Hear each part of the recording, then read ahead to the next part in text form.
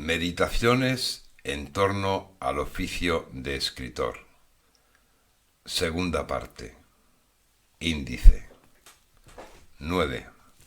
De los profanos que nos juzgan a los escritores. 10. De la creativa soledad del más solitario de los oficios. 11. De la arcilla del escritor. 12. De los enemigos de la poesía. 13. De por qué digo que soy un escritor de primera. 14. De cómo siempre muy pocos sé escribir como el mismísimo diablo. 15. De las responsabilidades de los escritores de primera. 16. A los aficionados que empiezan a escribir.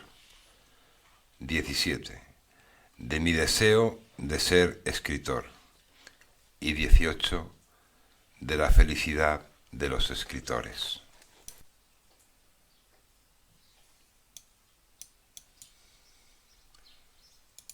De los profanos que nos juzgan a los escritores.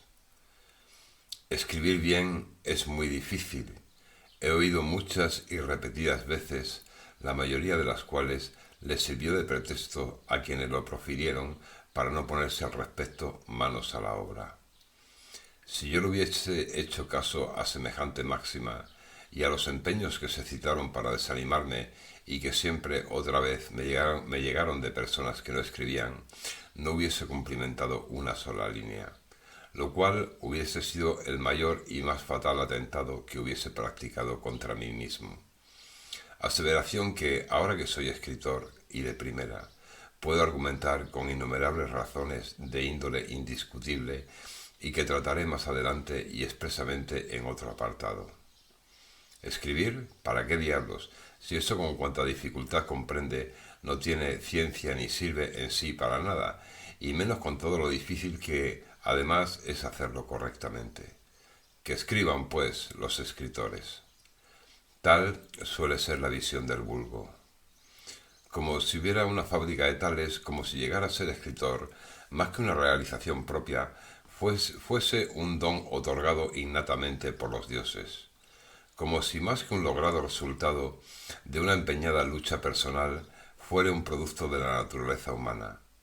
Como si más que una íntima ganancia, fuese un divino legado para elegidos que, en base a una iluminación, descubrieran que lo eran y se pusiesen a escribir sin más. Como si más que una condena fuese un privilegio o una elección. Como si tal profesión fuere una reglamentada carrera, un académico curso preconcebido y reglado, o llegado el caso, ¿por qué no?, cosa de brujería. Pero con todo lo difícil que a priori resulta escribir bien para esas personas que ni siquiera lo intentaron, poniéndose manos a la obra, luego, paradójicamente, hay que ver la facilidad extrema de la que, aupados a la grupa dictaminadora, hacen gala al erigirse como críticos lectores sabelotodo, que nos exigen a su prójimo lo que a sí mismo tan imperdonablemente se perdonan, eximiéndose de plano de toda iniciativa al respecto. Esto es un rollo, o menuda castaña, o esto no hay quien lo lea, o como mucho no lo haces del todo mal, y cosas por el estilo que se aproximan más al vituperio y el escarnio que al aplauso. Entonces, viéndoles flotando en esa ridícula atalaya de aire fútil que ellos mismos se han erigido, siento vergüenza ajena, y también me reprocho la torpeza de haberles convidado con lo que siempre son mis íntimas alegrías cifradas devotamente. La escritura es algo que se aguza con su uso, una escuela de errores y de aciertos, un bien que se gana con la ejercitación, la óptica y el trabajo. La ecuación matemática simple que suscribe su soberbia, pues tal es su pecado capital, consiste en: si yo no soy capaz de escribir, ¿cómo vas a poder hacerlo tú?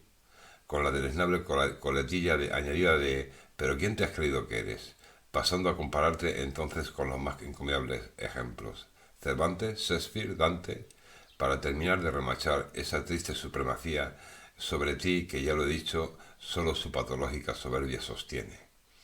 ¿Es que acaso es más escritor el que no escribe ni mu que el que tan solo se ejercita o, llegado al caso, logra sus textos, aunque sean los primeros?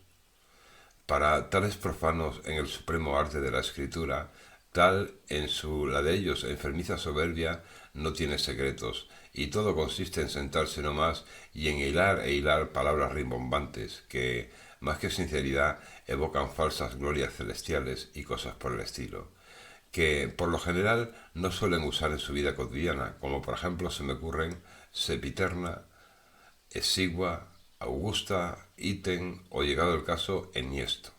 Palabras, a su juicio, más hechas para el papel y la tinta que para el órgano inmediato que es la lengua, a donde nunca caben.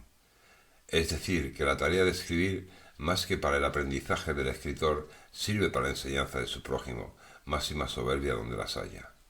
De modo que para ellos escribir no es escribir, sino formular, no es llanamente decir, sino sentar, y tonterías por el estilo, propias de quien no ha escrito nunca, de quien solo ha visto los toros desde el graderío, y son tantísimos los que en tal babel se entienden. Y así, desde tal prominencia, son duchos en el arte, que no es sino su opuesto, de matar moscas a cañonazos. Escribir, por tanto, y como poco, nunca es una pronunciación, sino un devaneo, nunca una rebelión, sino un escamoteo, nunca una lucha, sino una paz evanescente, cuando en verdad no hay forma humana más rebelde, vindicativa y pronunciativa que la escritura, puesto que a su través el hombre, que sabe hacerlo, se plasma y se da a sus semejantes, venidos y por venir, cual ninguna otra forma de expresión puede lograrlo. Y por ello es tan temida desde las cúpulas del poder, y por ello también tiene la privilegiadísima propiedad de poder cambiar el mundo, cual siempre ocurrió y ocurrirá en la historia. Pero ¿cuáles son las características de la escritura como rebelión profunda y eficiente? En cuanto al lector, fundamentalmente como provocación del pensamiento, elevación de la estética, poderosa argumentación autosuficiente y transportación del mejunje discursivo a su propio cerebro, para que en tal resulte a sus propios y personales modos como ningún otro arte puede lograr, dado que opera con palabras que son los más poderosos elementos sabidos de los que el ser humano dispone y dispondrá por siempre jamás, y sus coherentes posibilidades combinatorias de ilimitada complejidad. En cuanto al escritor, repito en este paréntesis la ambiciosa pregunta con el fin de hacerla más presente: ¿cuáles son las características de la escritura como rebelión profunda y eficiente? Por su implícita característica de indagación, la escritura supone un crecimiento no sólo intelectivo, sino también humano, en tanto que es un ejercicio de buscar salidas y soluciones a cuantas inquietudes y hechizos sirven de plataforma a la hora de erigir ese ejercicio lingüístico con que se pretende colmar esa sed de pronunciación que nace de la propia inconformidad con el establishment, en aras de modificarlo con el fin de favorecérnoslo, y de comunicárselo primero así su ineludible primer lector, y después, si mereciese la pena, y como un elogiable acto de benevolencia, si el escritor es bien intencionado, a su siempre sediento prójimo de luz cuasi divina, dado que el arte es fundamentalmente eso. Otro aspecto no menos interesante de dicha rebelión, y que acabo de dejar entrever, es la componente terapéutica. Uno escribe, en cualquier caso, para sacarse una espina que, una vez extraída, muta en monumento. El aspecto de la generosidad no es menos relevante. Se escribe para darse, como tampoco lo es el de protesta contra los fatídicos silencios y las inmovilizaciones. Se escribe para pronunciarse, corrigiendo el imperdonable vacío de no hacerlo. Asimismo, se escribe para llenar, y tal totalización siempre es el regalo de una estética que, por serlo, se resuelve iluminando oscuridades que de otro modo invencibles, y por supuesto se escribe para comunicar. Tras toda esta exposición, la gran pregunta que cabe no es otra que ¿acaso la escritura rebelión estéril, ineficiente o fácil en el sentido de desimplicada o carente de lucha contra la damnable dejadez de ahorrarla? ¿Hay acaso rebelión mayor contra las verdaderas importancias? Tras este, a mi juicio, necesario paréntesis, prosigo contra la insostenible filosofía de los profanos. Tales sujetos que minusvaloran desde afuera la literatura son los mismos que elevan a los tarareadores a la categoría de compositores, los escritores de la música, A los resultones, a las de mentores, y a los pintamonas, a la de artistas. Y así nos va cuando se ha creado, y bien sabe el poder por qué, una subclase de aduladores e idolatradores de tales descafeinados sucedáneos, que lo inundan con sus pamplinas casi todo, puesto que las personas preclaras que en base a la meditación, la lectura y la escritura han aprendido a discernir, a separar el trigo de la paja, y en consecuencia a ser, que es el mayor privilegio que humanamente nos ha sido concedido, labrar y cosechar. Pero las voraces sociedades modernas, harto primitivas al respecto, han ideado infinitud de estrategias cuyo fin último no es otro que distraer a las personas de sí mismas, en aras de velar por sus maquiavélicas maquinarias aborregadoras y alienantes que tanto hacen ver la horrenda supremacía del tener sobre el ser, del fundamentalista imperio del materialismo sobre la impagable dicha del espíritu y sus divinos goces tan personables como intransferibles. Tales perversas maquinaciones se preocupan hasta el delirio de lavarles el cerebro a las nuevas generaciones con los goloseos tecnológicos y las certidumbres científicas, en tanto que el cultivo del espíritu y sus libertades, las auténticas, están de capa caída, que todo cuanto se obre en su favor será denostadamente calificado de decimonónico y fuera de lugar.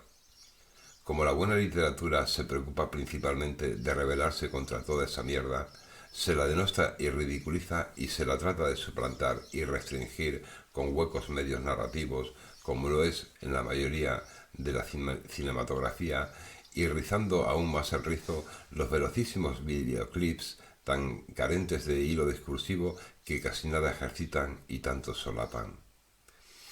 ¿Es o no la escritura el modo más efectivo de revelarse y de rescatar lo mejor de cada cual? ¿Es o no la escritura uno de los bienes más imposibles de sustituir en todas sus extensiones y alcances? ¿Es o no la escritura el más preciado bien concedido al ser humano como tal? ¿Es o no la escritura la llave de tanto?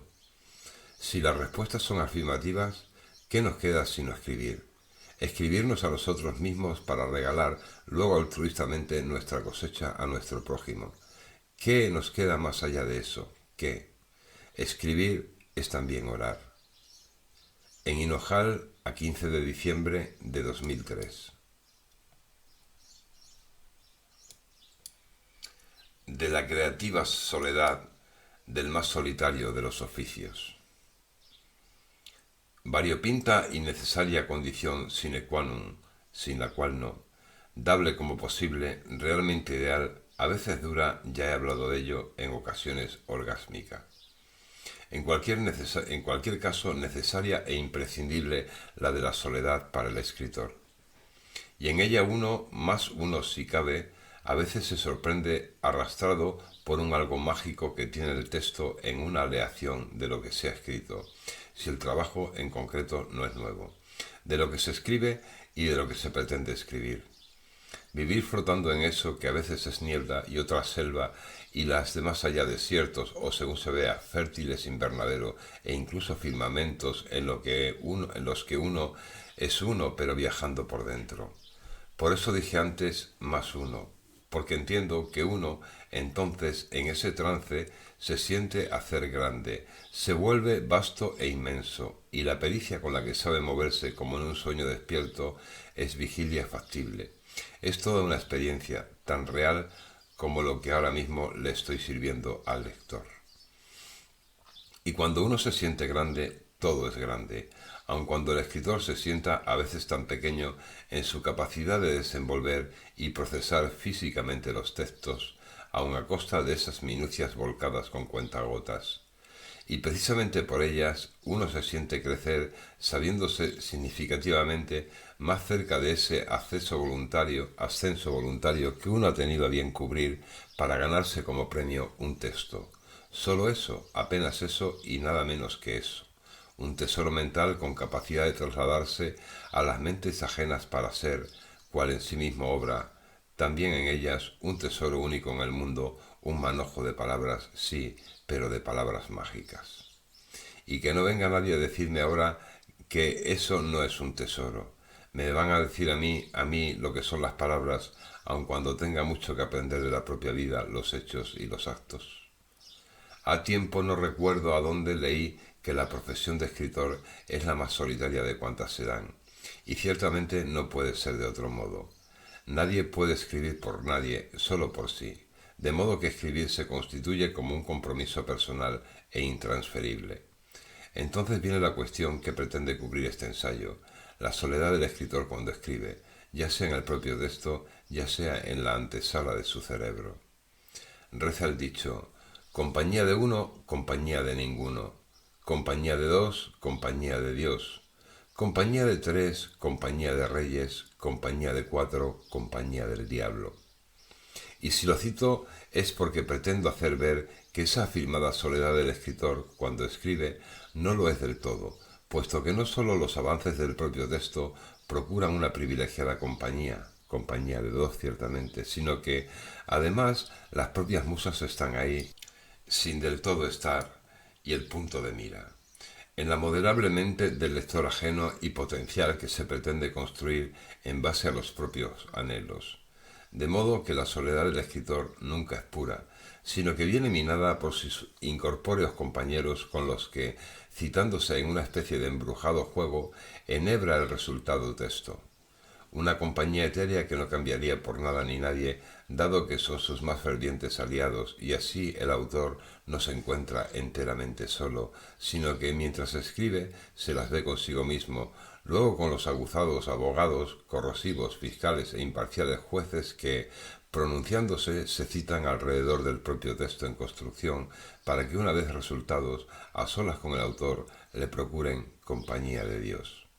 Y compartido con el lector, compañía de reyes, y vilipendiado y desollado por los engreídos críticos, vendidos y necios, compañía ingrata del diablo. Empero, por encima de todos ellos sobrevuelan, campando a su libre albedrío, a veces como rapaces y otras como ángeles, las inspirativas musas hijas de los dioses y rehenes del autor, que les dan forma a su espíritu y hechura. De modo que esa compañía de uno o compañía de ninguno no es del todo cierta cuando ese uno es un inspirado autor, y menos si es de primera, que nunca se sabe enteramente solo y que de su idilio con las musas sabe parir un validado texto que ofrece a los terceros, los reyes acompañantes, y que, aun cuando quiera, no puede proteger de los necios diablos para los que ya construyó Mateo Alemán aquello de fácil es el ver y más lo es el hablar, mas suele suceder que el que mira no conoce y el que habla no hace. Si todas las soledades fuesen como las fértiles de los escritores de primera, muchos de los males que asolan a este mundo se encararían de muy distinta manera, ya que una raíz común a tales se concreta en la incapacidad de saber expresarse verbalmente. Y si esto último se diere, las vías pacíficas prevalecerían en la mayoría de los casos sobre las violentas, y de ello devendría matemáticamente un mundo más humano y cabal para el beneficio de uno y los demás. Un cometido intrínseco de todo autor es el de procurar hacer valer esta constructiva y sana filosofía, y ello merece sin reservas todo nuestro mejor aplauso. En Hinojal, a 17 de diciembre de 2012.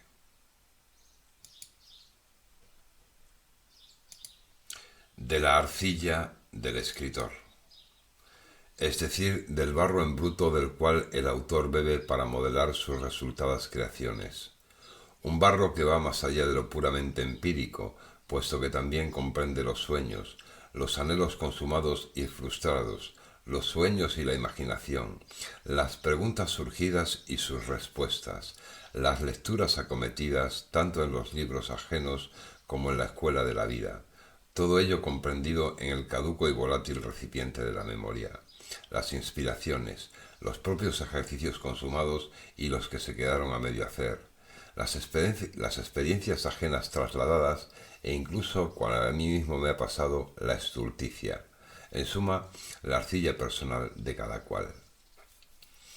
Bajo este útil prisma, nada, absolutamente nada de lo que conforme parte de dicha poliédrica arcilla es categóricamente tóxico o nocivo, puesto que al formar sustancia desagreda de ese afortunado tesoro personal puede positivizarse instrumentadamente en favor de un texto que no sería posible de no contar en nuestro haber con tales nociones o matices entonces capitales y decisivos. Uno, cierto es, tarda a veces en darse cuenta de tal propiedad, y a veces no lo consigue si, por lo que fuere, no la emprende con la alfarería idónea. Y entonces queda en él como un resquemor que no logra positivamente admitir, como una perturbadora tara a la que no llegó a descubrir su óptima cara, como un incómodo lastre o daño que no supo voltear para su provecho, puesto que en general todo, salvo la inescrutable muerte propia, permite como poco dos ópticas diametralmente opuestas.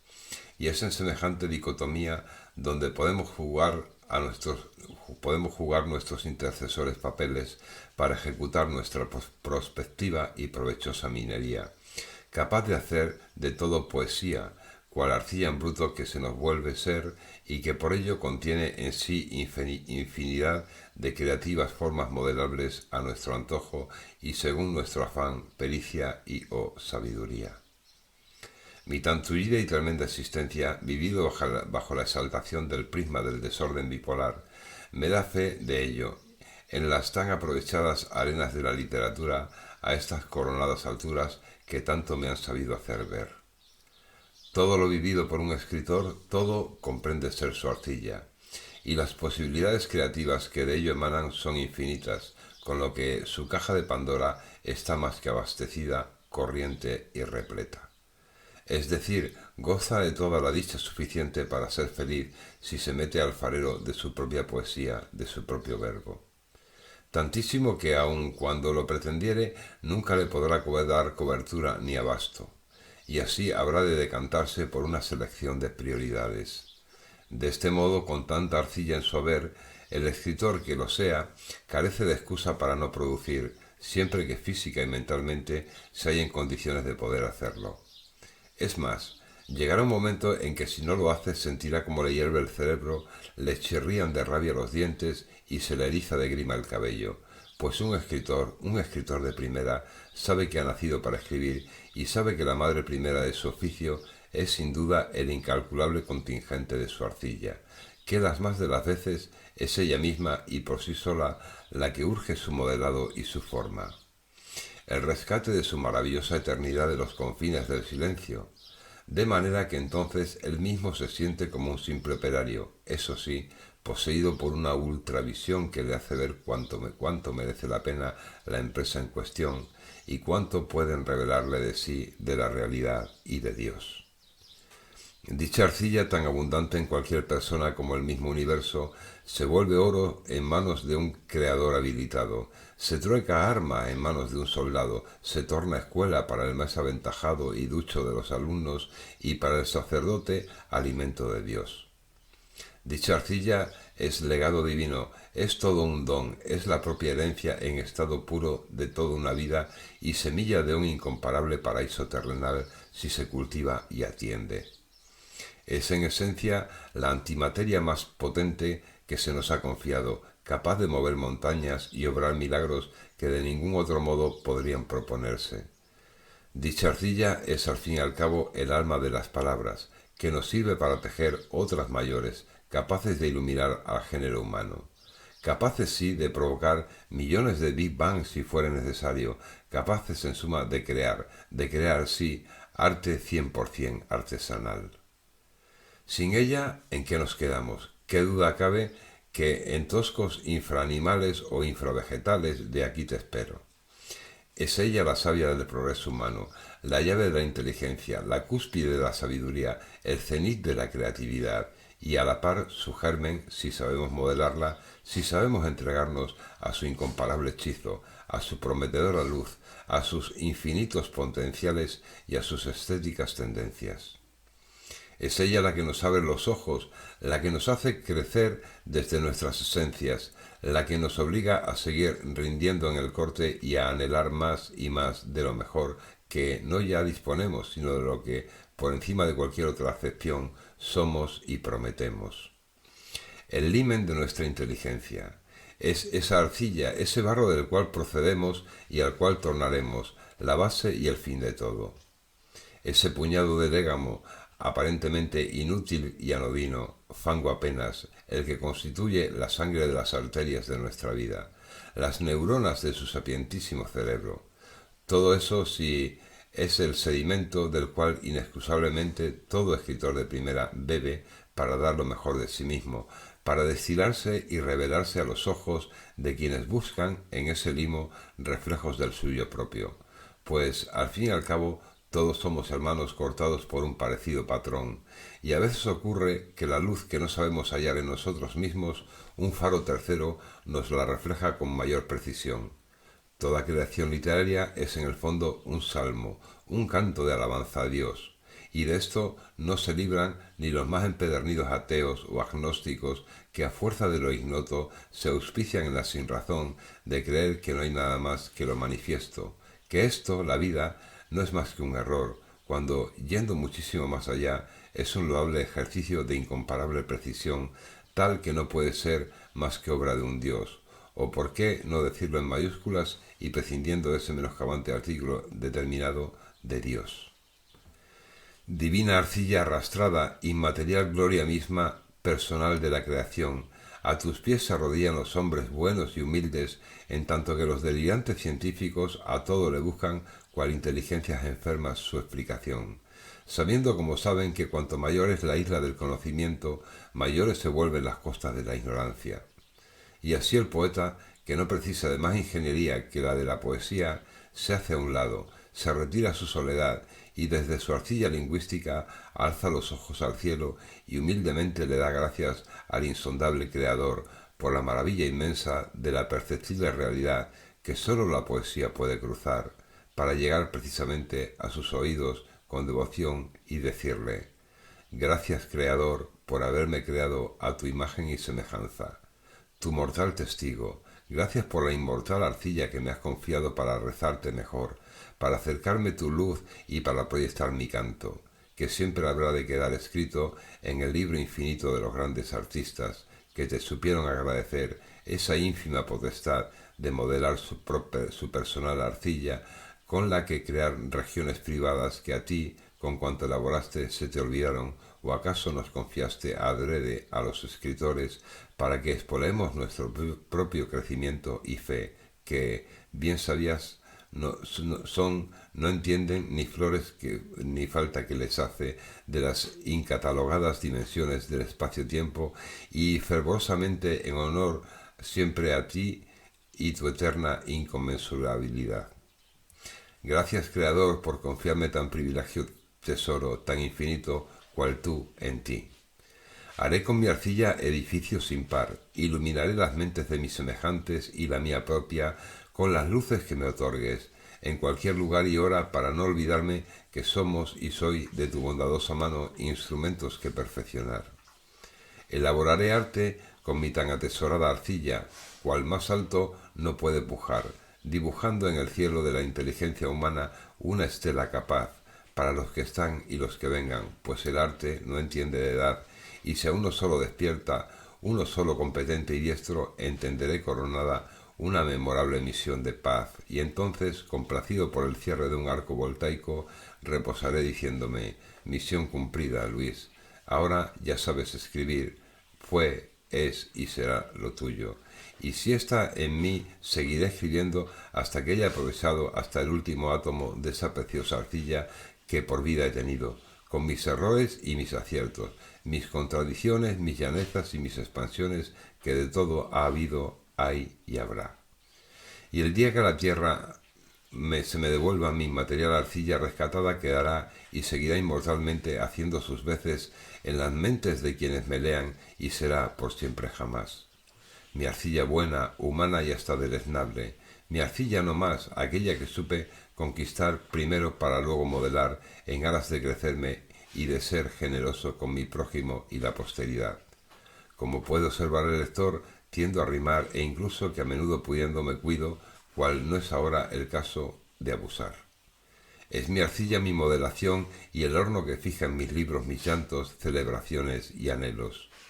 Es mi arcilla tan modelable e imperfecta como la de cada cual, mas mi modelación ya es ardua y mi cocción de lo más panadera, puesto que, Como la masa panaria, mi arcilla fermenta y cobra resultantemente cuerpo y llega un momento en que, para su mejor logro, exige de ser enhornada para mutar de ese estado semisólido a otro absolutamente sólido, que es el que al lector le sirvo, limpio de andamiaje y carpintería particular, listo para ser engullido y digerido y a punto también para servir de alimento fundamentalmente espiritual, que es al fin y al cabo la aguja misma de la brújula que a cada tris he tenido la prudencia de ser fiel para llegar lo mejor parado a puerto y una vez en él donar mi mejor pesca y las cerámicas mercancías literarias en las que mi arcilla ha sabido fraguarse para coronar con sus propuestas la suprema categoría de arte.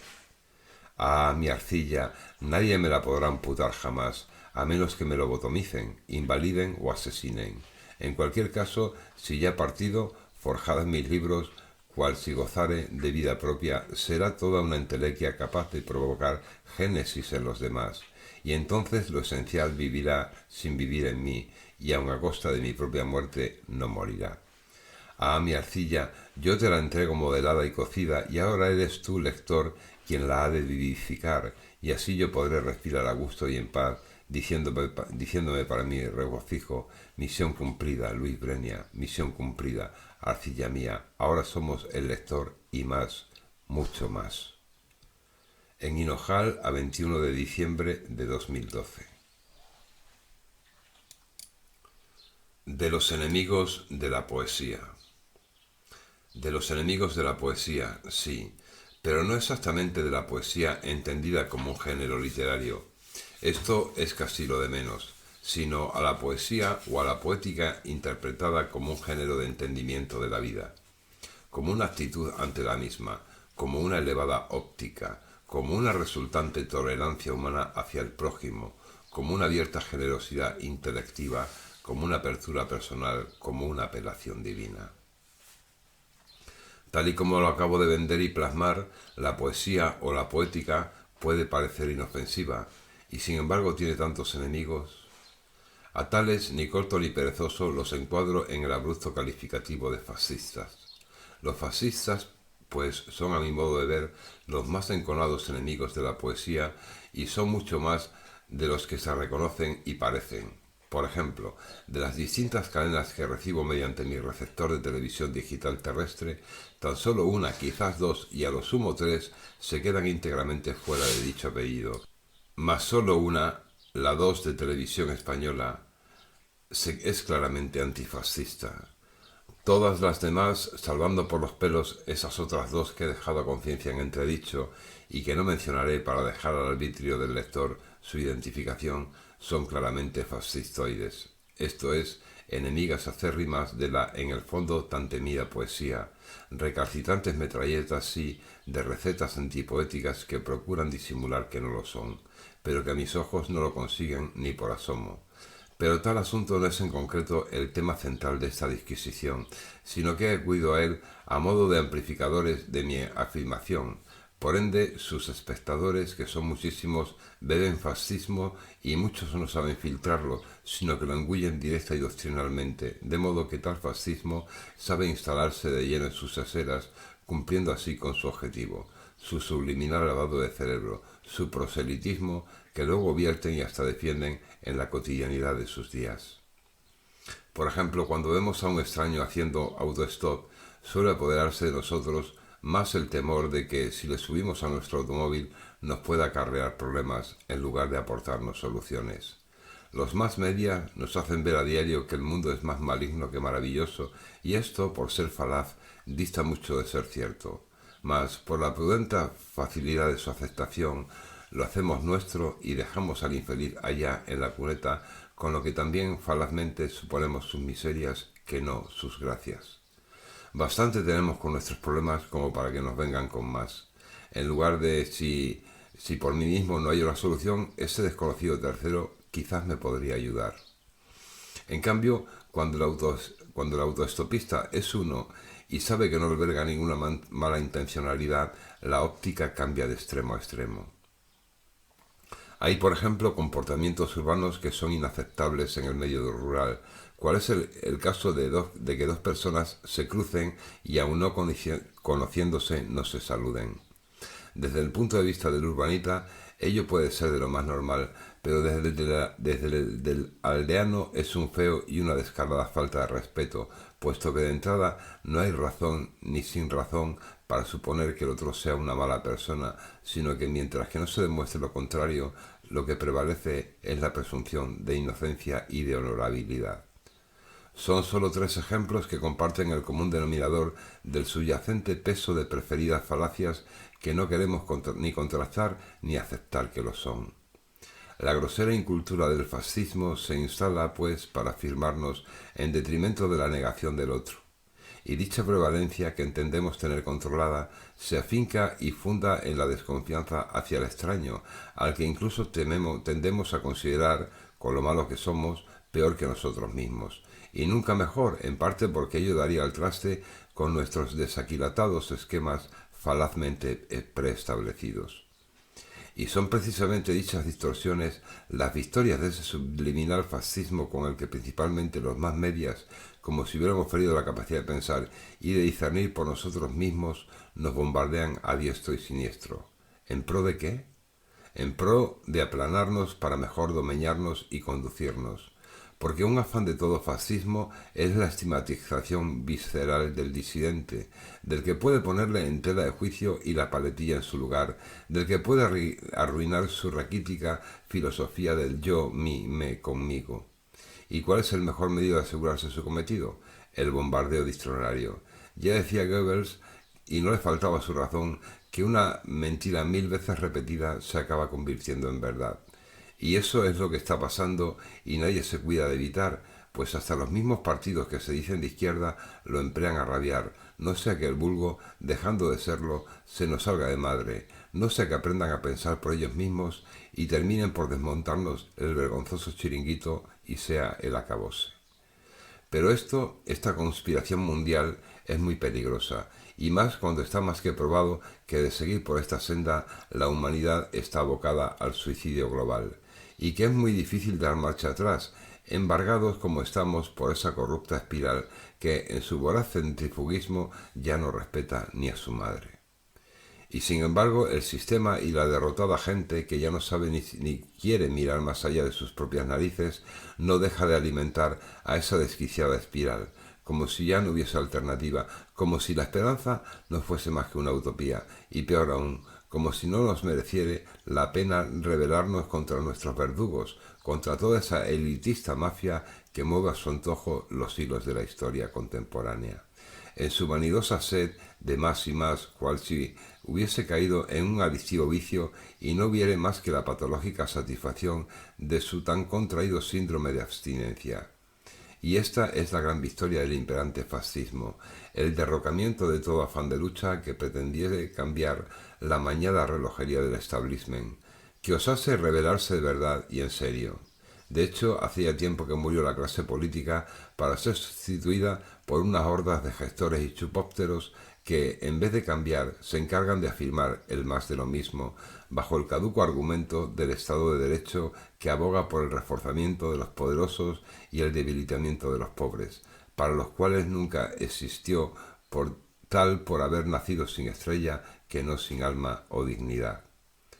La misma corrupción política constituye el agasajo mayor, la renta clandestina por la que merecen tanto la pena estafar, violar las leyes y juramentos, siempre en pos del vanidoso enriquecimiento material, como si no hubiese nada más en el mundo, como si las mejores cosas de la existencia no fueran gratis, como si no hubiéramos nacido para la eternidad y la vida, cual la conocemos e ignoramos, fuera nuestra única oportunidad, como si careciéramos de alma y corazón, como si fuéramos unas estúpidas máquinas de acaparar dinero y átomos, como si el hombre verdadero no fuese más que un cuento del paraíso terrenal, como si la más demente estulticia fuera la única cordura que nos quedare, como si no hubiera otra cosa que tirar a la desesperada y de perdidos al río. De los enemigos de la poesía, sí, de los de cuya ilimitada e ilimitable libertad empieza a donde logran reducir a cenizas la del otro para hacer de su capa un sayo y no hay más que hablar. De los que, teniendo la sartén por el mango, se creen los elegidos en detrimento de los demás. de los que fundieron todas sus luces en el crisol de sus materialistas delirios, puesto que no dan para más, dado que son tan ateos que niegan de plano que haya nada más, puesto que su acérrima cobardía les impide verlo, y hacen de su empecinado fascismo una virtud para negar y negar, y nunca para afirmar, puesto que tal licencia la consideran una autotraición que no sabe ir más lejos. De los enemigos de la poesía, sí, de los que, confortados en su rastrera y corta miopía, no saben ver más y propenden infantiloides consignas que sólo buscan alimentar su soberbia y su cerril vanidad, apagando de paso todo conato que pueda poner de relieve sus consabidas miserias, con las que se acuestan para olvidar que no son más que unos pobres diablos que no tienen en verdad a donde caerse muertos, o enfrentarles un espejo de calidad que sepa mostrarles sin defectos que no son precisamente cenicientas. Garrulos, patanes del lenguaje, consumados zoquetes de la búsqueda de la verdad, que a tiempo descubrieron para su mejor mimetismo que coche y gabán encubren mucho mal, piratas de poca monta, enconados gañanes, trileros, pelafustanes y gente de mal. Vosotros dirigiréis el curso del mundo, sí, pero esto no es nunca del todo verdad, y lo sabéis, y el miedo que al constatarlo os hiela las venas, sabedlo también, no es más que un somero anticipo del infierno que a vosotros mismos tanto os prometéis a fuerza de pretenderlo evitar con esas trampas y engaños que de un plumazo el Creador desmontará, volviéndoos reyes Midas, para que ineludiblemente de vuestra propia mierda os lleguéis a atragantar. Y tras toda esta generosa y merecida sarta de improperios, limpio la hoja de mi hacha, y para lo que pueda venir la vuelvo a aguzar.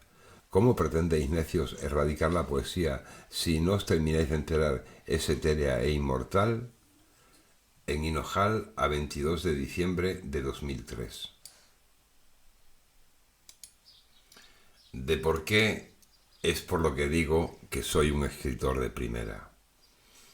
Dadas las muy diversas particularidades de este amplísimo apartado, y con el fin de cubrirlo lo mejor que sepa y pueda en todas sus extensiones, he tenido a bien diseccionarlo y presentarlo esquemáticamente, señalando sus principales aspectos y, si lo considerare necesario, explicándolos, y así procederé.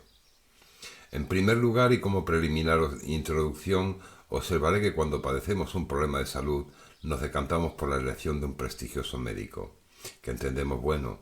Lo mismo ocurre si tenemos un problema con la justicia. En tal caso recurrimos a un abogado acreditado. Y si el problema lo es de la mecánica de nuestro automóvil, entonces lo ponemos en manos de un mecánico capaz y solvente. O sea, nos decantamos por lo que consideramos lo mejor para subsanar nuestros embrollos. En el caso de los literatos, cuando lo que deseamos es disfrutar de una buena lectura, entonces demandamos lo mismo, es decir, una pluma calificada que sepa deleitarnos, aportarnos gracias y brindarnos regocijo. O sea, demandamos las garantías que solo un buen autor, lo que yo llamo un escritor de primera, sabe proporcionarnos. Y así desestimamos a los cantamañanas que, muy a pesar de sus cojas pretensiones, no saben llegarnos ni colmarnos. De modo que se puede concluir que lo que deseamos es calidad, calidad literaria en el particular caso que nos atañe. Muchas veces, y para curarnos en salud, recurrimos a los infalibles avales de plumas consagradas, ya se trate de autores clásicos como de galardonados, como de recomendados. Es decir, apelamos a aceptadas garantías reconocidas. Otras, en cambio, cuando lo que anhelamos son novedades y descubrimientos, preferimos correr por nuestra cuenta riesgos y nos dejamos llevar por parámetros intuitivos, el nombre del escritor o su foto, o una fugaz entrevista, la portada del libro, la satisfacción que nos proporciona un ligero ojeo de la obra e incluso las recomendaciones de críticos que, por lo que fuere, nos den buena espina. De alguna manera buscamos obras que nos colmen, que nos den vida, buscamos sí autores de primera, obras rompedoras, clímax literarios, buscamos pues calidad, buscamos autores buenos, obras maestras en sus géneros. En esta glosa y amén de las precedentes buscamos descubrir a Luis Brenia, cual autor de primera que harto declara ser, y comprender a fondo por qué lo afirma tan abiertamente y sin pelos en la lengua, y también de paso qué debe reunir un escritor, según él, según yo, para serlo. Como ya he adelantado, trataré el particular esquemáticamente y allá voy. ¿Por qué es por lo que digo que soy un escritor de primera? Esta es la cuestión fundamental a exponer y explicar, y allá voy. Soy un escritor de primera, nunca y en ningún caso porque yo lo diga, cuan tantas veces he declarado a lo largo de este compendio, sino por los muchos y variados argumentos que tendré a bien presentar, de los cuales el más claro y contundente es el de que, porque así entiendo que lo manifiestan de por sí mis tan logrados textos, que son los que de por sí lo deben sostener y aquilatar. A ellos se le debe sumar la honesta cumbre de habérmelo procurado, dejándome hasta la piel en el empeño, más gran parte de mi tiempo de mis días, sacrificando otras posibilidades alternativas, más todo cuanto tendré a buen fin señalar. Soy un escritor de primera, cual soy maestro panadero, a fuerza de habérmelo trabajado, y principalmente de la mano de la ejercitación, la perseverancia y la fe en mi perfeccionamiento, además de la pareja adquisición por mi propia cuenta del bagaje lingüístico preciso gracias a mis muchas lecturas y curiosidades cognitivas. Soy asimismo un autor de primera por haber estado y estar harto comprometido conmigo mismo y mis inquietudes, y haber sabido aprender a trasladar dicho compromiso humano desde mi paleta lingüística a los lienzos de mis textos, que han resultado justamente de la solidez inquebrantable de dicha alianza y su forja, es decir, porque tomándole muy en serio, me entrego sin reservas. Soy un escritor de primera, a fin de cuentas, porque, como si de una recursiva autotraición se tratare, me ha caído encima ese muerto, para mi goce, sufrimiento, crecimiento personal, mi regocijo y paz interior, mis resquemores y estímulo de mi patológica creatividad.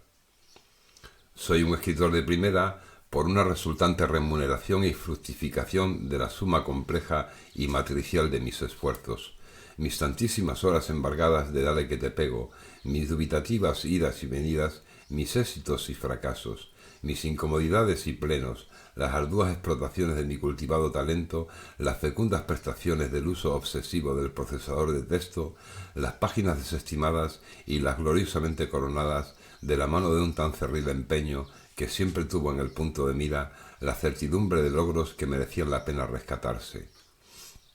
Por no haberme rendido jamás ni haber tirado la toalla, sino por haber optado sabiamente por la opción de buscarle las vueltas, por muy demanadas que se me presentaren las madejas, cual si se tratare de una conquista de Eldorado lingüístico que tuviere por meta la segura promesa del legado de un íntimo sueño inalcanzable por ningún otro derrotero. Soy un escritor de primera también por haber preferido serlo, no dejándome a cambio engatusar por otros menesteres, generalmente de índoles más tangibles y miopes y menos bellas, y por ende menos provechosas para mi celestial espíritu e infinito cerebro, en el que a tiempo comprendí y que en base a una buena administración tenía cabida el mismo universo. Soy un escritor de primera, como no, por haber gozado desde muy temprana edad y hasta muy recientemente de la marcial e hipercreativa escuela de la panificación artesanal que supo enseñarme toda la letra grande y pequeña de la profesión del arte, y también lo soy por ser un melómano más que enfermizo. Soy un escritor de primera porque para ello tengo tantísimo coraje y carezco de alternativa competente, como fruto de mi historia, mi entrega sin reservas y la lucha cuerpo a cuerpo sostenida contra el asolador silencio que tanto me ha acompañado y en lugar de reducirme me ha exaltado. Soy un escritor de primera porque, como dijo de sí Juan Carlos Onetti, no sé escribir mal y también por carencia de alternativa. Soy un escritor de primera por haber sido sumamente fiel a las iluminaciones, al principio casi vagas y al final siempre refulgentes, de mis musas. Finalmente, diré que soy un escritor de primera por pura coherencia, devenida del luchadísimo compromiso literario sostenido conmigo mismo desde siempre y por tanto como recolector de la propia cosecha, mimada de toda una vida dedicada al cultivo de las letras. Soy un escritor de primera, ¿qué le vamos a hacer para salvarme del infierno? Y a este respecto soy dichoso, muy dichoso, y me alegro infinitamente de serlo, aun cuando para ello deba a veces de cruzar candentes infiernos y calvarios en estado puro. Empero, como soy un escritor de primera, me abriga la certidumbre de que nada se me puede poner literariamente por delante, ni siquiera el mismísimo infierno, pues para eso y mucho más soy el diablo humano que soy y sé ser escribiendo. En Hinojal, a 22 de diciembre de 2003. De por qué, como siempre muy pocos, sé escribir como el mismísimo diablo. No crean que no me ha costado. No estimen que para dominar el arte de la escritura no he sudado mis ríos de tinta ni implorado desde mis infiernos mis mares. No consideren nunca que mi camino fue fácil, que todo no fue más que coser y cantar. Ni que las dispuestas letras me llovieron solas del cielo, ni que di con ellas no más que al doblar una esquina, ni por supuesto que me las gané en una tómbola, ni que adquirí mi pericia en una fiesta, aunque en cierto muy íntimo y metaliterario modo sí, y de las grandes. No se piense en nada de esto porque se equivocarían de parte a parte. Menudas han sido mis escuelas. Fértil la de la panificación, empeñada la de las letras, y harto difícil la de la vida con el siempre exaltado y tramposo desorden bipolar de por medio. Pero en este capítulo me centraré en la escuela de las letras. Mi aprendizaje de la escritura ha sido siempre una luchada y agradecida penuria que nunca masoquismo, en tanto que fundamentalmente ha consistido en aplicarme al trabajo todo lo titánicamente que, si quieren, patológicamente me ha salido o ha arrancado del alma. En tanto que ha sido la misma la gran demandante, la gran necesitada, la que precisaba curarse y, obrando sus milagros, tender sus lanzas y erigirse en heroína tributando. Aunque eso sí, me ayudó mucho la adictiva e hipnótica disciplina que supe adquirir a fuerza del empeño y el volcado estudio cognitivo, apoyado en mi fe única como gran baluarte, mi fecunda soledad secreta, mi libertad más íntima. Teniendo sumamente claro que saber escribir, saber expresarse con las palabras, era algo que quería alcanzar y domeñar, a fin de encumbrar con mi talento o cultivo de dones la voz de mis propuestas y mis pronunciaciones personales, literarias y o metaliterarias, al entenderlas siempre como metas irrenunciables y muy prioritarias. Porque pronto mi voz, que no podía ser sino literaria, me dejó muy claro que a bien de definirse, que era algo absolutamente capital, precisaba de mucha edificación, y que tal cometido iba a ser quien señorease mis tareas en lo sucesivo, y en tanto fuere ganando mis décimas o enteros. Porque de claro como se me ofreció, aquilatándose como toda una misión, asumí que definir mi voz, entregarme a fondo y dejar que se fuese solidificando era con diferencia la tarea más reconfortante, iluminatoria y elevada a la que podía destinar mi vida. Porque a fin de cuentas a nuestra voz es a lo que humanamente nos reducimos y encumbramos, y en tanto que el lenguaje nos brinda sabias luces y propiedades únicas. Mi dominio del arte de la escritura literaria deviene de la contumaz apuesta sostenida ante, en y con la infinitud de las tendidas páginas en blanco, de la generosa mano de mi privilegiada entrega y leal militancia, contrarrestando siempre la opresión de las mordazas del silencio que no contaban con ser reducidas desde la permeabilidad de la reflexión, ni vencidas desde la fisicidad de la tinta, en pos de coronar voluntariamente y a base de aprender a discernir la fisicidad de mi voz, ese tesoro tan personal y único como bello, hablando con la propiedad que como maestro me asiste y sabiendo que sé escribir como el mismísimo diablo. Y en tanto que mi afán de perfeccionamiento artístico carece de cortapisas y techos, y le estorba todo cuanto le pueda pretender hacerle sombra o anularle, que no groseramente ningunearle como hacen algunos psiquiatras brutos que yo me sé, al considerar verborrea al que de bobos y cuadrados que son, se les ofrece ser mi inasible discurso tan sumamente elaborado. Mi finalidad última como literato es la de conseguir llegar a hacerlo, si no como Dios o sus apóstoles, sí que de manera enteramente antojada, en tanto que soy absoluto creador de mis rescatados cosmos. Y todo se lo debo a mi propia educación autodidacta, estudiosa y genuina como ella sola. no sea que por lo que fuere no me dé tiempo, que la vida es frágil y puede ser zanjada o torcida de súbito, ya que tengo muy presente que no soy más que un efímero mortal con grandes retos, aunque ya, si Dios así me lo tiene a bien disponer, veremos qué pasa, o no, luego. Cuando trasponga la irreversible frontera de mi muerte y nos las veamos, que amén de escucharle me va a oír si es que no lo hace inconmensurablemente ya. Como desde muy pronto me supe no más que un pobre diablo, un muerto de hambre, desde muy temprano me dije, qué leches, si diablo he de ser, por lo menos que lo sea espléndido y rico, que así, en vez de resignarme, podré hacer mis diabluras y divertidamente creceré y me iré curtiendo. En lo que, pobre de mí, no contaba ni por asomo que fuera a llegar a ser todo un infierno de infiernos. Pero para poder ser generoso tenía muy claro que debía disponer de bienes y o agasajos que poder ofrecer, y entonces sólo la carencia y muchos pájaros en la cabeza decoraban mis descolocadas manos inexpertas, en tanto que crecía y me hacía un poco al tuntún y otro no, dándole estas u otras oportunidades a mis curiosidades y talento. «¿Cuánto cuento tienes?», me decía mi madre. «Qué ágil y vivo es», pregonaba de mí mi padre, «la caza al vuelo, diantres. Este niño es un sol», apreciaba mi candelosa abuela. Recuerdo la iniciativa que tuvo mi padre de pretender darme clases de matemáticas, tal y como lo había ejercido con mi primogénito hermano, y que naturalmente yo, que se me ofreció harto nítido, no quería tener que aguantar morcillas ni cartabones. Que para bien de mi educación consideró oportuno procurar emprenderla con los cifrados quebrados y las intransigentes raíces cuadradas, y cómo, astutamente, al saberle, viniéndome por mi lana, me las ideé para que saliera trasquilado al conseguir llevármelo como quien no quiere la cosa a mi terreno, haciéndole ver que semejantes numerologías trasnochadas eran para mí pan comido, instándole a que me enseñara los conjuntos, y no porque los estuviésemos dando en la escuela, ni porque me entrase, sino porque sabía que mi padre era como poco como proponerle disertaciones sobre el principio de indeterminación de Heisenberg, la segunda ley de la termodinámica o la inmortalidad cuántica.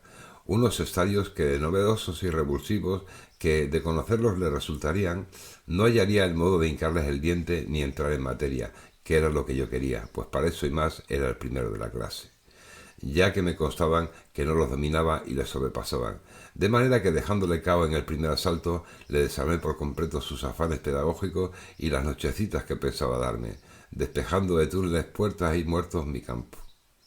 Al principio y sobre todo en la adolescencia, supongo que como nos ocurre a todos, pasé unos años bobos, no atinando pie con bola, de cuanto anhelaba orientarme mirando por doquier en los marasmos y, llegado el caso, probándome como si buscase a tientas mi luz. La empapada y bien calada disciplina del arte de la panificación me había inculcado que la maestría estriba en el mimoso cuidado de los detalles, la mar de ellos evidentes, y que es algo que los mismos profesionales no del todo capacitados descuidan, y que ser maestro panadero, aun consistiendo fundamentalmente en saber defender a pie de cañón la circulante cibernética del obrador, aspecto harto aventurero, erótico y vivo, no se reducía más que a saber estar en él, escuchándole y obedeciéndole con cuanto esto comportaba. «Escucho y obedezco», que decía la sabia Cerzade. Esto supuso una buena comparsa en mi iniciación a las letras, así como las propias filtraciones de mis interdisciplinarias lecturas. Pronto me sorprendió la lentitud del ejercicio de la escritura, y en cuanto tuve mi primer procesador de textos, supe acomodarme a su siempre traicionero y falso ralentí. Porque luego venían las suertes de correcciones, matizaciones, amputaciones, profundizaciones o enriquecimientos, en fin, todo lo que nos atañe a lo que nosotros los literatos llamamos escribir, y que para mí es en lo que principalmente consistió y que no finaliza, y mientras todo el poroso texto permanece suspendido y abierto en calidad de borrador, hasta que no certifico hasta las últimas fibras de su arte final y lo doy por concluido y hábil. Solo entonces, cuando ya para el mismo muero y enteramente, en tanto se basta y vale, él nace. Tampoco tardé en darme cuenta de que nadie ni siquiera pensaba que Dios, cuyos designios son inescrutables, y en tanto que todo lo oye, todo lo ve, todo lo sabe, me escuchaba como una página por cubrir, o empezada o una vez concluida, al hablarme y responderme. Nadie es salvo y tampoco. Nadie, pues.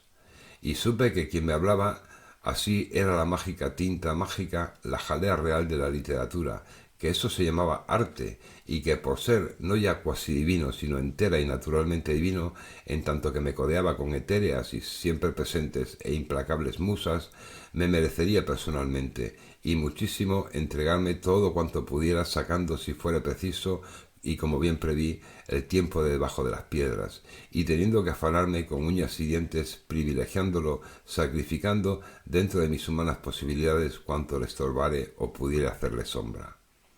Fue así, minuto a minuto, hora a hora, mes a mes, año tras año y ejercicio tras ejercicio. Fue, y nunca a grosso modo, sino menudo y de lo más implicado y por ende aprovechado, así. Y qué delicia la de labrar surcos derechos, qué tranquilidad de conciencia, qué paz la de saber estar cubriendo el acertado camino, qué felicidad la de las constantes y torpedeantes retroalimentaciones, qué fortaleza, qué escuela, qué regocijos. Cuanto siempre a fuerza de haberse ejercitado más se domina el arte de la escritura, más rico se vuelve. Más y mejor retroalimenta y sabe hacer compañía. De manera que, en aras de aplicarse, ofrece como el propio cosmos infinito itinerarios hacia todos los destinos, pudiéndose conseguir al pleno que nada se escape, esfume o volatilice del tintero. El cosmos imaginario, la arcilla del literato, emula al cosmos real. Lo trata a fin de proyectarlo, y lo proyecta a fin de vivirlo en su rescate, humanizándolo. Horas y horas, noches y noches, lustros y lustros, encerrado entre cuatro vencidas paredes, aleccionándome.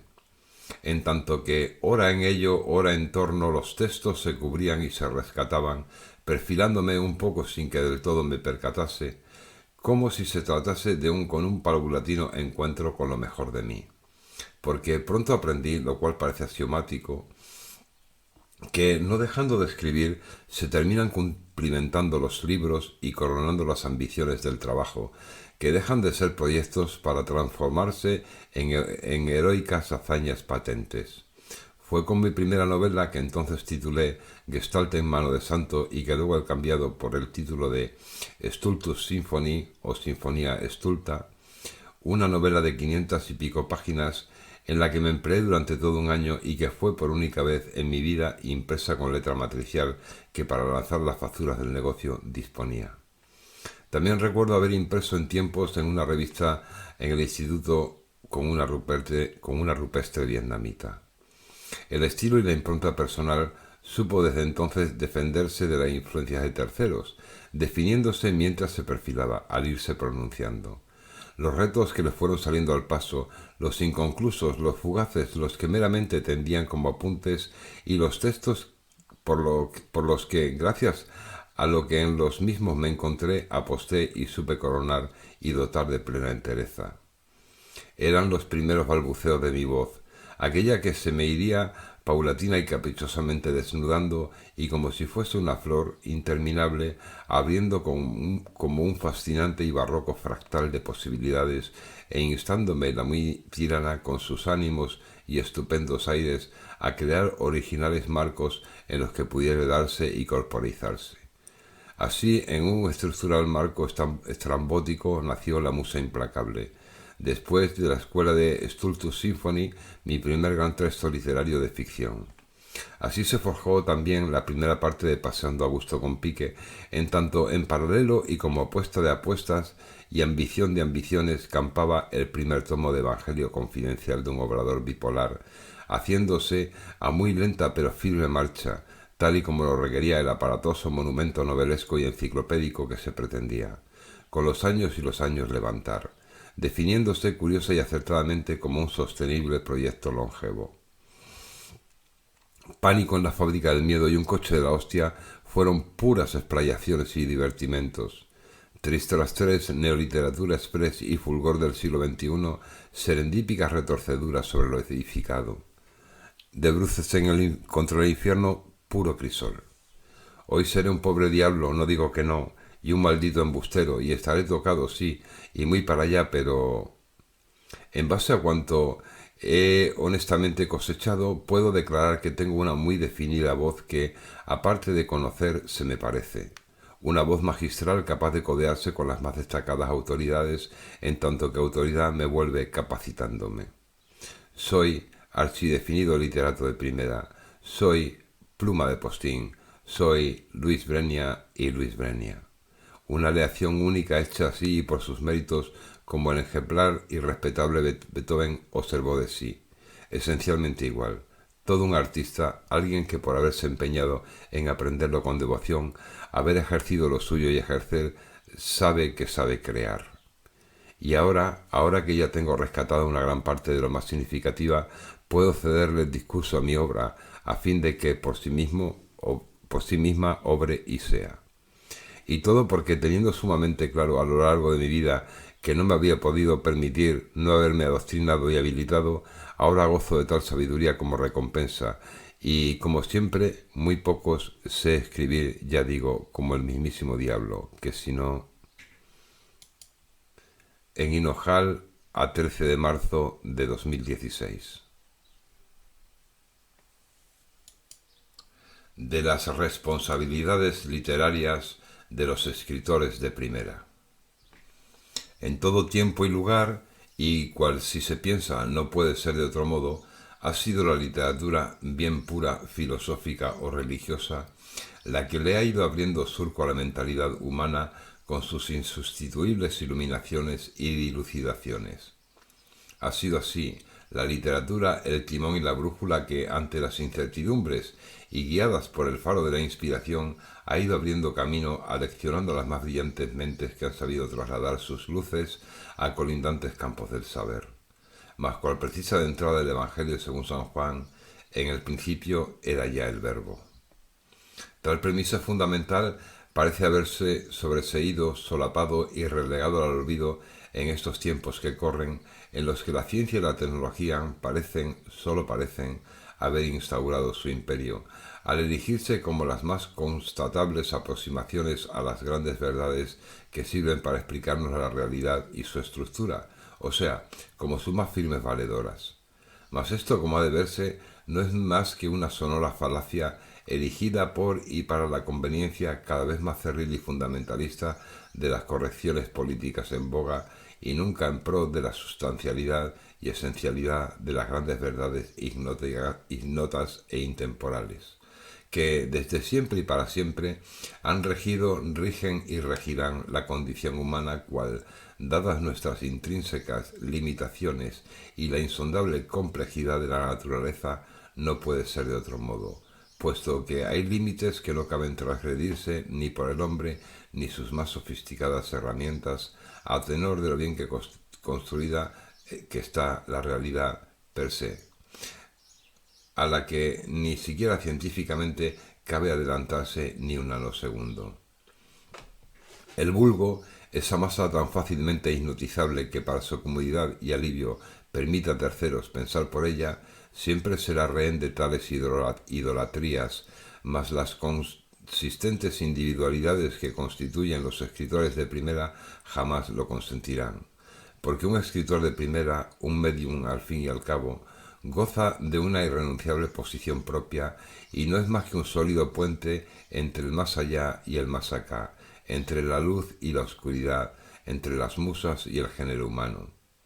Porque un escritor de primera siempre lo ha habido y siempre lo sabrá, es per se un privilegiado adelantado a su tiempo que ha sabido ganarse a pulso tal destacamento, aun a costa de la incomprendida soledad de altos vuelos a la que se ha visto condenado y que ha significado la columna misma de su crecimiento y su realización.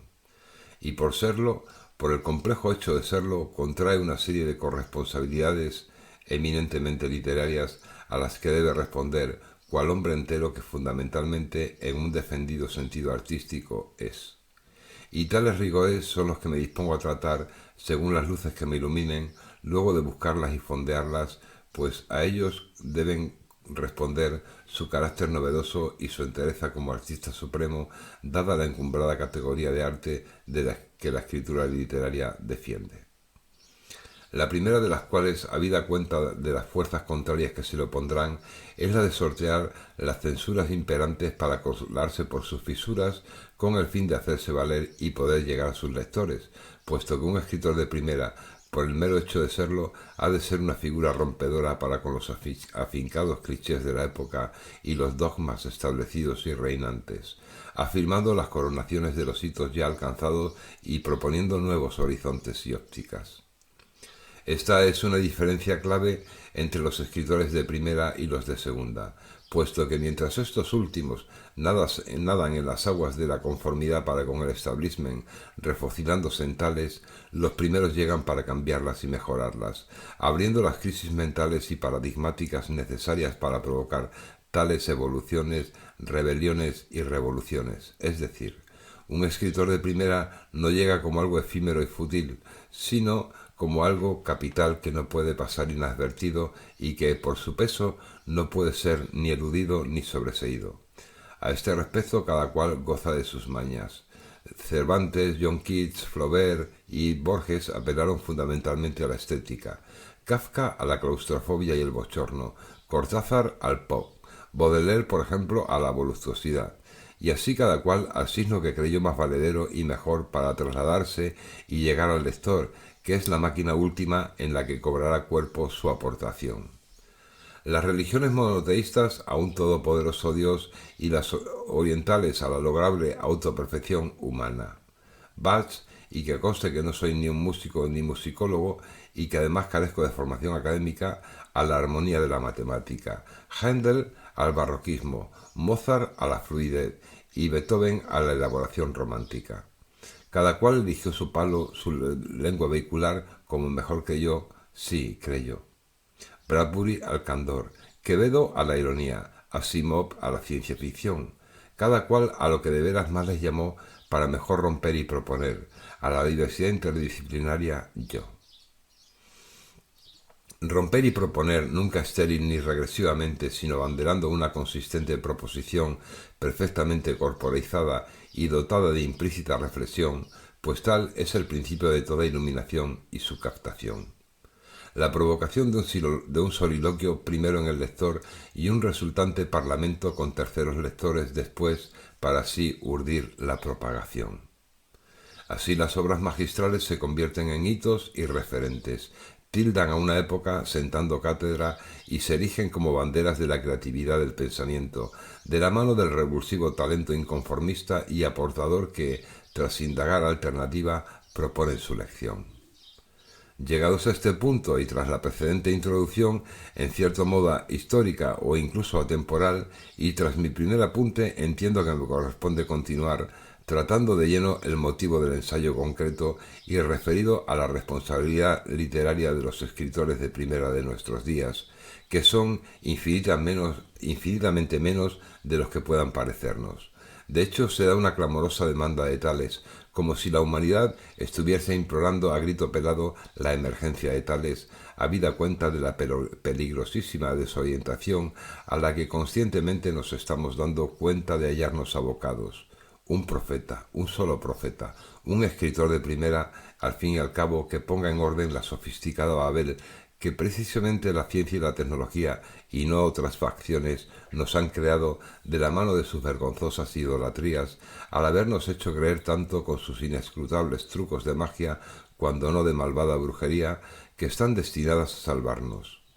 La gente ya se ha comenzado a dar cuenta de las traperas traiciones de las mismas y ha empezado a implorar la presencia de dioses de verdad y no de cartón piedra, de engañabobos, que si nos han curado de males menores ha sido a costa de infundirnos otros de índole mucho mayor y que han multiplicado la maldad de ese lobo que es el hombre para sus semejantes. Una malvada ciencia y una tecnología peor de, quiérase que no, obligada militancia social e individual y de irreversible carácter para más INRI e infierno. Un escritor de primera, el único capaz de obrar tal milagro que nos abra los ojos, poniendo los puntos sobre las íes y proponiendo nuevos derroteros, nuevas formas de entender la realidad y el mundo para hacernos más llevaderos y menos mortíferos e inhumanos. una especie de extraterrestre quizá, un salvador bueno, una mente preclara capaz de esperanzarnos lo suficiente como para convencernos de que merece la pena una profunda revisión del entronizado establishment que constituye en sí la primera raíz de nuestros abortables males. Una diestra pluma capaz de infundirnos un potentísimo mensaje de amor y de recordarnos por encima de cualesquiera otras consideraciones que somos hermanos y que nadie es más que nadie, dado que viajamos todos en el mismo barco. Un autor nunca utópico, si acaso nos damos la oportunidad de ser conscientes de la gravedad de la situación a la que los heredados regímenes fundamentados en un caduco derecho y principalmente los actuales nos han abocado para protegerse fundamentalmente así. Caerá el hombre antes que el acorazado sistema letal que tanto nos tiene clavado en nuestras yugulares sus venenosos incisivos verdaderamente vampíricos y monstruosos, de lo que se deduce que la madre de todas las batallas se cifra entre el hombre actual y el heredado, entre la urgente cordura y la arrastrada estulticia anclada en sus férreas estructuras que más que servirnos nos obstaculizan, que más que curarnos nos hieren de muerte, que más que prometernos nos condenan. Y es justamente esa la madre de todas las batallas y no otra la lid que debemos vencer si pretendemos salvarnos. Y es esa la madre de las suertes que nos asolan. Y es ese imperialismo malvado el que con sus espejismos de plástico nos vela los ojos.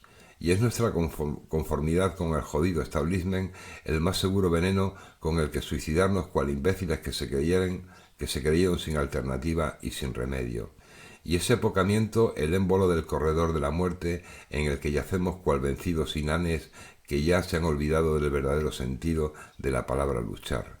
Luchar en pro del prójimo y de uno mismo, luchar de verdad, sin insana violencia y de la mano de la verdad, que cada día que pasa más clamorosamente nos dice que nuestros días y el de nuestro hermosísimo planeta, epopeya de la creación, están contados de seguir por el mismo derrotero. Que hay que hacer algo y colectivamente ya, que el sistema más que un aval es un verdugo, que los tiempos y las mentalidades deben cambiar, que la industria armamentística se debe, como sea, erradicar ya, que la industria farmacéutica debe ser un bien gratuito y nunca un negocio, que el tráfico de drogas no es más que una desesperada expresión de la flagrante desesperación humana que no haya en el actual tejido político y social consuelo, que la contaminación es veneno, que el capitalismo es un desenfreno, que es más que necesario y urgente un único gobierno mundial y la desmantelación automática de la actual segregación territorial, ya que si desde cualquier país se pincha el balón, nos iremos todos al infierno y no habrá nada que hacer. ¿Cómo podemos estar tan ciegos y cegados, tan narcotizados? ¿Cómo puede el hombre estar tan desfasado del tiempo que le ha tocado vivir? ¿Cómo es posible que siga tan perdido en su tan inviable codicia letal y esté dando tan de lado a la sensatez espiritual? ¿Cómo es posible que el ser no impere sobre el tener? Un complot mundial orquestado por un manojo de locos apuesta por la alcahuetería y el destierro de la cultura cuando su propagación sería más fácil de lo que jamás fue posible. Esa élite de degenerados maneja los hilos del poder efímero y el diablo está con ellos, emborrachándoles de vanidad y estulticia, de irresponsabilidad y de vergüenza. Todos morirán. Contra eso no hay antídoto, pero entretanto están haciendo de su única vida una orgía que estamos sufragando casi todos, puesto que para ello, para garantizarse esa minúscula contribución, paren las leyes a su medida, cortan los patrones a su antojo y capitalizan cual Nerones el derecho. Que nos conste, jamás cayó una torre tan alta y lo alarmante es que tal es planetaria, con lo que es una responsabilidad humana de lo más urgente desmantelarla todos a una. Y si esos poderosos hideputas que se pavonean en su cúspide nos lo tratan de impedir, lo más urgente se vuelve es justamente su decapitación para evitar la demolición siempre triste del colosal edificio de la contemporaneidad, al que por supuesto muchas loas se le podían dedicar, dado que el fruto del esfuerzo nunca de esa malvada élite, sino del grueso de la humanidad, que es justamente la que se merece la victoria de la madre de todas las batallas. Por Dios, no te cruces de brazos, vamos a luchar, pues de lo contrario es seguro que dentro de muy poco no lo podremos contar y todos los esfuerzos de nuestros más sabios antepasados se habrán ido al garete. ¿Dónde está ese escritor de primera tan capaz? En Hinojal a 25 de diciembre de 2003.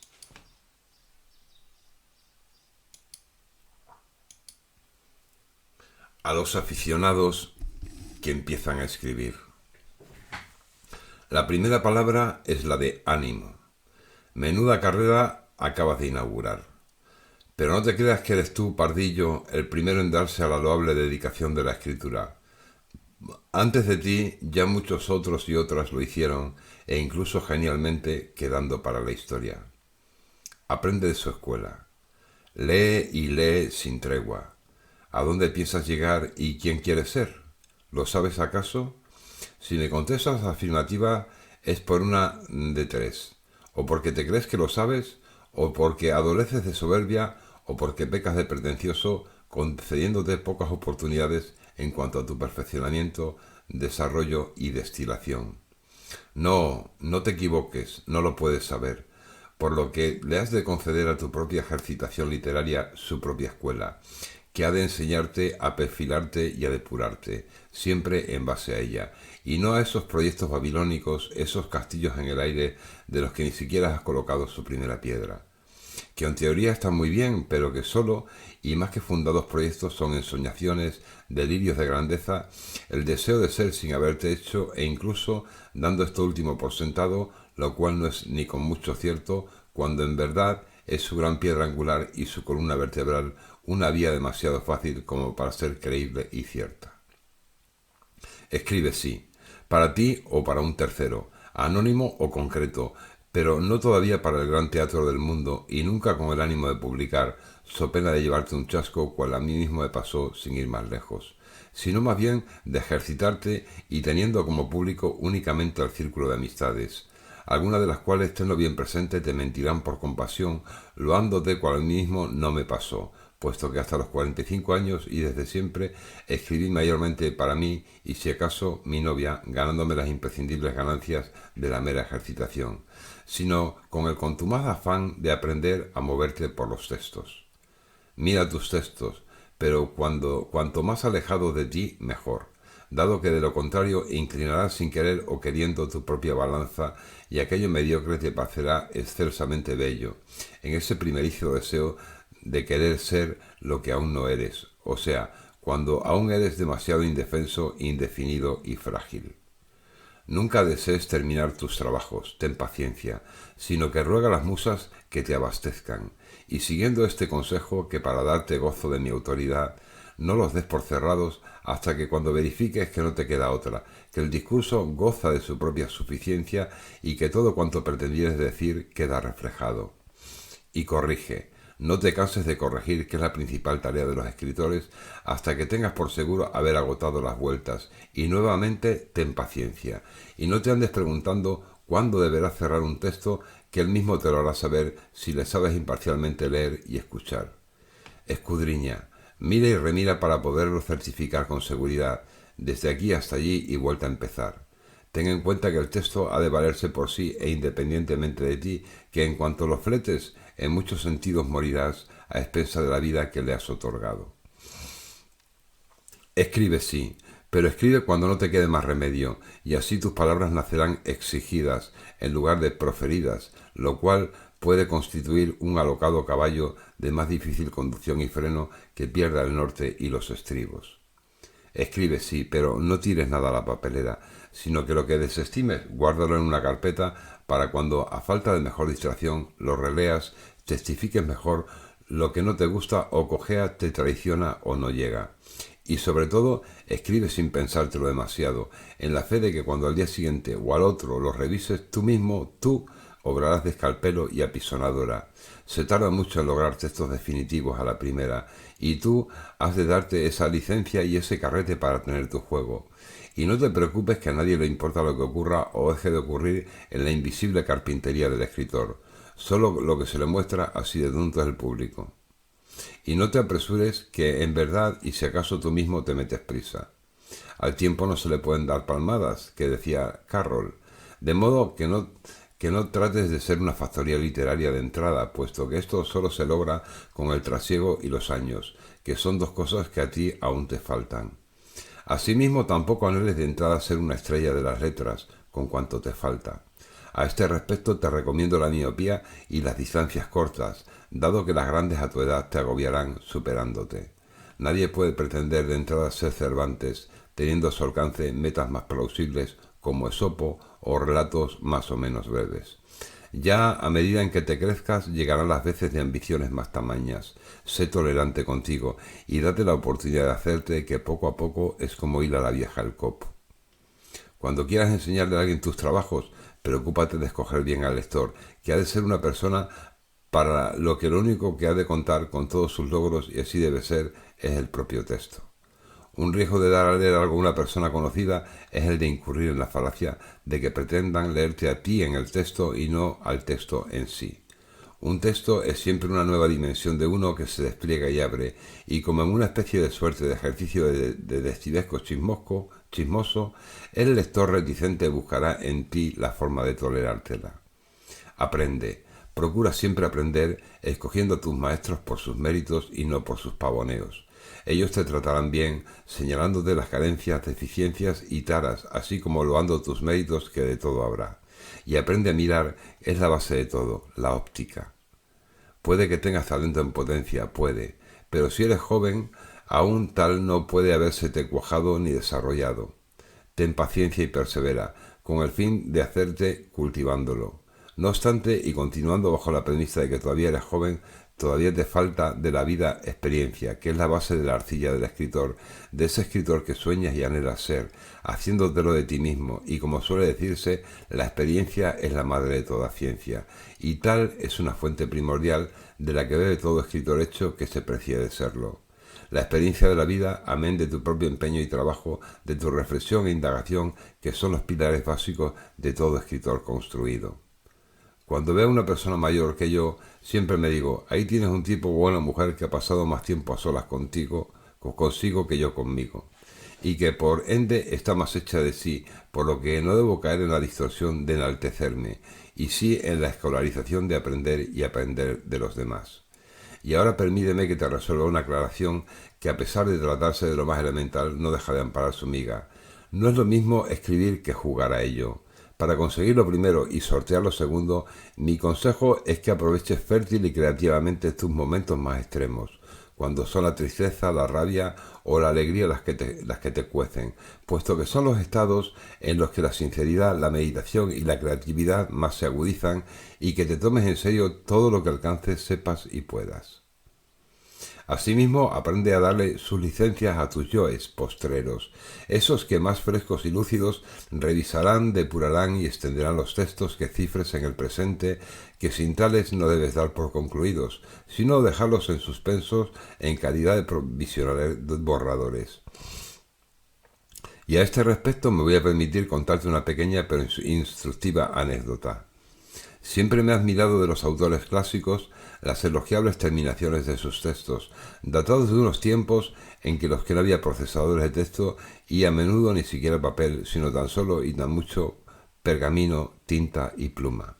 Cuando yo era un adolescente y ya se me dejaba ver incipientemente mi inclinación a las letras y la creatividad literaria, la herramienta más avanzada de la que disponíamos para poder lograr textos semejantes a los de verdad era la máquina de escribir. Tal instrumento, hoy obsoleto, era lo más. Ya por aquellos entonces yo me movía con una camarilla de principalmente muchachos inquietos que soñábamos con elaborar una revista de carácter literario y contestatario. Éramos unos adolescentes inquietos y rompedores que tenían a bien enarbolar sus alternativas propuestas. Dados nuestros medios, los textos manuscritos a lápiz o bolígrafo no daban la imagen de ser textos acabados, y tal cariz solo nos lo podía brindar una máquina de escribir. Entonces ya se ofrecían en el mercado máquinas de escribir domésticas o personales que contaban con la prestación de conseguir textos a dos colores, negro y rojo, y con el tiempo adquirí una que, más que seria, parecía un juguete. El caso es que un día la pandilla nos enteramos de que en cierto lugar, que no voy a especificar, aunque el delito ya haya prescrito, se guardaba una partida de máquinas profesionales que acababan de llegar a cierto centro educativo, que por la misma razón omitiré su nombre. El caso es que una noche, burlando al guardia, una penetrada artimaya de distracción, robamos una para cada cual, aproximadamente media docena.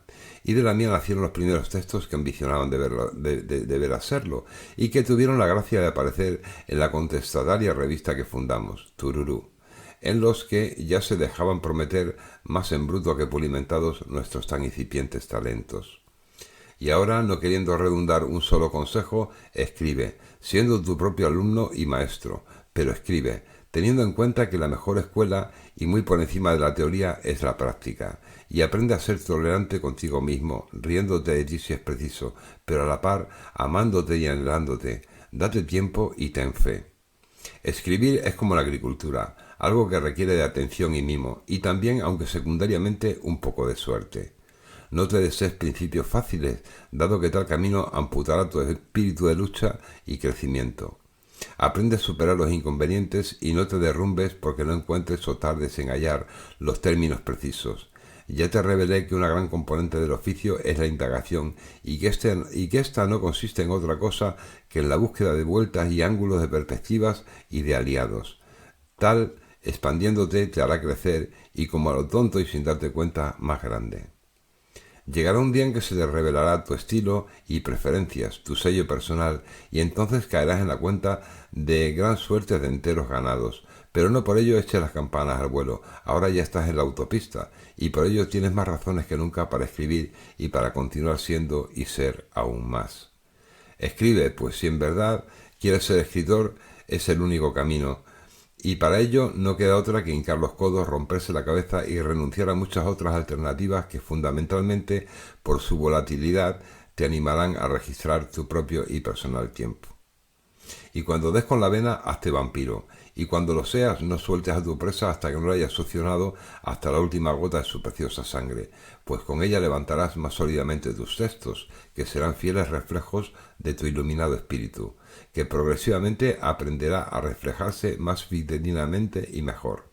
Y cuando por fin comiences a ser escritor, de la mano de tus logros, persevera y persevera, pues ya has visto que tu propio Eldorado existe y que su rescate merece la pena. Entonces lo más probable es que te sientas condenado a salvarte de tan fértil manera, y cuando ya no puedas reemplazar tales ejercicios por nada, entonces y sólo entonces puede que haya llegado el tan gracioso momento de preguntarte si eres escritor y si sirves mejor para otra cosa.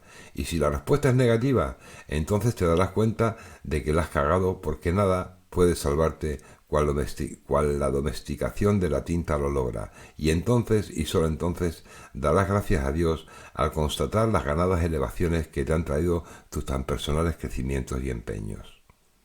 De este modo te habrás ganado una inquebrantable seguridad en ti como escritor a prueba de bombas, y verás verdaderamente cuánto mereció la pena tomar este espinoso camino en el que tanta sangre y tanto tiempo y tantas renuncias te dejaste para salvarte de la mejor manera posible el pellejo, brindándote para con las cosas de la vida, y llegará un momento en que tal elixir penetrará hasta tus sueños y habrá llegado el momento de sentirte gloriosamente perdido en tus encuentros. Y serás escritor por elección, penurias y méritos. No busques los caminos fáciles o pena de aburrirte, sino los adecuados a esa línea en la que confluyen tus habilidades y tus capacidades. Entonces sí, una vez instalado en ella, proponte retos más ambiciosos.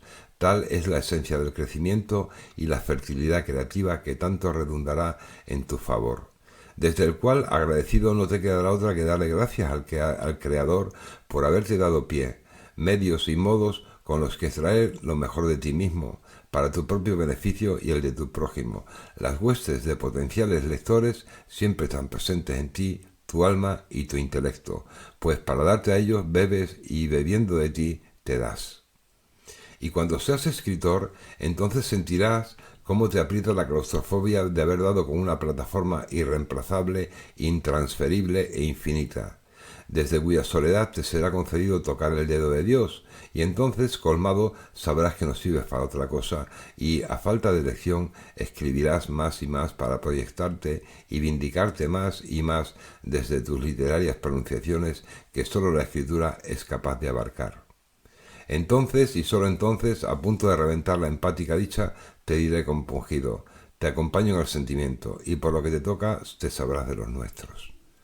pero hasta que todo ese feliz y a la par dramático final resulte, escribe, puesto que para lograr coronar esa impagable cima no existe otra receta ni otro calvario.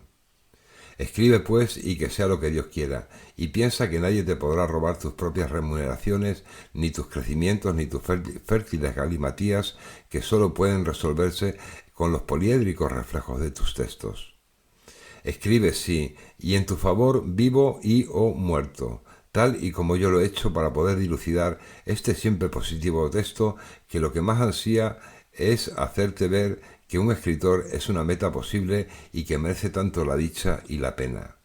Escribe, escribe y escribe, si quieres una válvula de escape segura y un asidero sin par, y ama.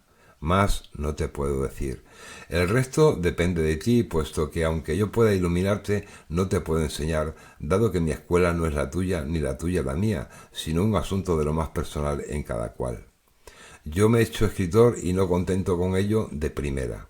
Y aún no he terminado, dado los tantísimos frentes que debo atender para terminar de consagrarme y crecerme y darme a mi prójimo presente y postrero y a mí para calmar el mágico anhelo de ser mi propio lector, ese que tanto ansía devorar esos inexistentes textos que aún nadie ha cubierto y que dependen de mí y solo de mí. Tras todo esto, lo único que ahora entiendo que me queda por desearte es un largo, próspero y fecundo viaje hacia lo mejor de ti. Yo me ando en ello. En Hinojal, a 30 de diciembre de 2003. De mi deseo de ser escritor. Mi deseo de escritor, me he percatado de ello, ha evolucionado con mi pareja hechura desde el inmediato deseo de escribir, por el que se comienza y transita mientras uno se define, al de construir con ello a un escritor constructor a su vez de literatura que a la par le hace. Es decir, ha entrado en un bucle recursivo. ¿Qué significa esto? ¿Cuál es la fuerza, la gravitación que le ordena, la supergravitación que anhela ese corpus? Cada entrega que le dispenso a la literatura me realiza. Hace que me tome en serio, que crea en mí, en mi talento, mi trabajo, en mi pericia y en los frutos obtenidos que sé hacer reflejos míos. Pero esto es harina de otro costal, puesto que el tema que he sacado a colación es el de la transcripción, no ya a la literatura, sino al perfil del escritor que, porque construyo, quiero hacerme, quiero ser o descubrir que soy, el yo que ha de entregarse literariamente, una especie de superyo que resulta de mi escritura, un hombre coronado, un artista de talla, el Luis Brenia firmante de las obras que recursivamente le perfilan, ese señor público, el escritor en suma.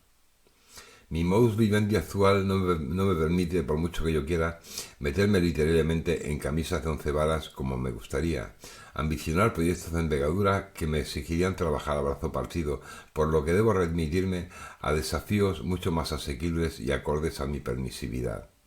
Retos como mis cuentos, como esta serie de meditaciones en torno al oficio de escritor y como mucho calibre de nada personal Godoy, mi hito, mi pinito en cuanto a extensión. Si yo pudiera disponer de cuanto tiempo quisiera y de condiciones sobrellevables y aún proclives, voy a soñar eso. A mí me gustaría lograr que la literatura de Luis Brenia fuese todo un parque de atracciones para mis lectores, con una numerable serie de espectáculos siempre interactivos que constituirían verdaderos viajes muy personales para ellos. Un parque de atracciones en el que mis lectores se lo pasasen bien y encontrasen una más que suficiente y bien entretejida madeja de posibilidades de disfrute literario de diverso jaez. Me encantaría escribir de todo, desde una novela de terror a un western, desde una novela romántica a otra totalmente estulta, desde una novela negra a un poético thriller. Me gustaría mucho poder ofrecer tal abanico, tal elenco a mis lectores que si Luis Brenia se paseaba, por ejemplo, a gusto con Pique, su perro, eso se volviese literariamente tan maravilloso como, por ejemplo, un viaje de ciencia ficción al año 2050 en nuestra era. Ah, la literatura. Ah, mi sed de la misma. La literatura es la fiesta de la inteligencia por antonomasia, la voz del conocimiento, la llave de la mente. Si dispusiese de ocasión, escribiría. La dedicaría a escribir, lo sé, es algo que tengo ya más que claro. Solo sirvo para ser panadero y novelista. Profesiones en que en pro de mis méritos soy un fuera de serie. Lo sé. Como panadero alimento a diario a muchísimas familias. Como novelista, cada cerebro ajeno sería potencialmente un cerebro adecuado para la siembra de mi literatura, que obraría el jardín que sería mi parque de atracciones literario funcionando en él. El trabajo de extracción siempre es gratificante, en tanto que se afirma el compromiso y en cuanto que supone un vencimiento de un trecho del gran reto. Si tuviese tiempo no tendría pereza, de ninguna manera. Los hechizos siempre son potentes, la luz que te hace ver que allí hay un texto, como por ejemplo este, que te dice o vampiriza para ser rescatado aun a costa del trabajo que suponga. El autor debe de saber resolver cuanto atañe a eso, nunca cesa. Cuando anhelo tener en mi haber obras literarias que solo discurren en mi imaginación como difusas pinceladas, se me ocurre que, cual si fuese un iceberg, solo conozco de mí el ínfimo extremo que sale a la superficie, que aún me queda mucho Luis Breña literariamente por descubrir, que aún no soy lo suficientemente viejo como para tener definida mi prioridad literaria y mi escuela, y lo suficiente joven como para no desaprovechar el tiempo construyendo en virtud de mis posibilidades al resultante escritor que yo mismo pueda deparar. Un Luis Breña del futuro, un super Luis Breña. Si me siento un escritor finito, es por mis limitaciones a la hora de trasladar lo que mi cerebro concibe al papel, no por la vastedad de mi imaginería. Ya me gustaría a mí poder trabajar en diversos frentes al unísono cual opera mi cerebro, pero el ejercicio de la escritura no es así, sino monocorde a la hora de plasmarlo una letra detrás de otra, y solo una detrás de otra. Dentro del elenco que se me antoja, escojo motivos y resuelvo rescatar ejercicios que si prevalecen sobre otros, no es solo porque yo lo quiera, sino porque me veo en la tesitura de tener que elegir una sola cosa para un único tiempo. Pero si dispusiese de tiempo o del don de la ubicuidad. La idea que se le antojó a Andrés de una enciclopédica novela alrededor de la panificación, según su experiencia de vida, era tan tentadora como imposible. Andrés es uno de mis personajes de Evangelio Confidencial de un obrador bipolar. ¿Cuántos años me llevaría a escribir semejante tocho? Eso no eran ya camisas de 11 varas, sino de 11.000. Sin embargo, yo tendría mucho que decir al respecto y lo podría hacer con la autoridad de mi experiencia y con la autoridad que mi experiencia y conocimiento me reconocen. Pero no podría escribir una novela de la panificación sin detenerme antes a definir esta, para lo cual sería necesario darle al lector el correspondiente curso de panificación para que una vez habilitado comprendiese el modus vivendi del panadero y situase al hombre que lo es, dado que este era el puerto hacia el cual la novela se conduciría, a una vindicación de sí y de mí, a una señora vindicación. De mí que, dada mi tan desconocida profesión, soy como un bicho raro que hubiese perdido el norte, y de mi doble maestría como panadero y narrador, como novelista. Desde luego que dicho monumento de novela sí que no dejaría indiferente a nadie, encumbraría al pan al lugar sagrado que debe ocupar y además le daría pie a explicarse para tratar de que se me entendiese lo que tal vez solo bipolarmente fuese inteligiblemente explicable. Si la vida me da la vida, escribiré esa novela.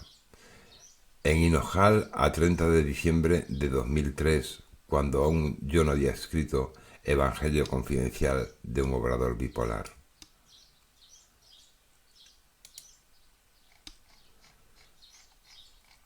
De la felicidad de los escritores.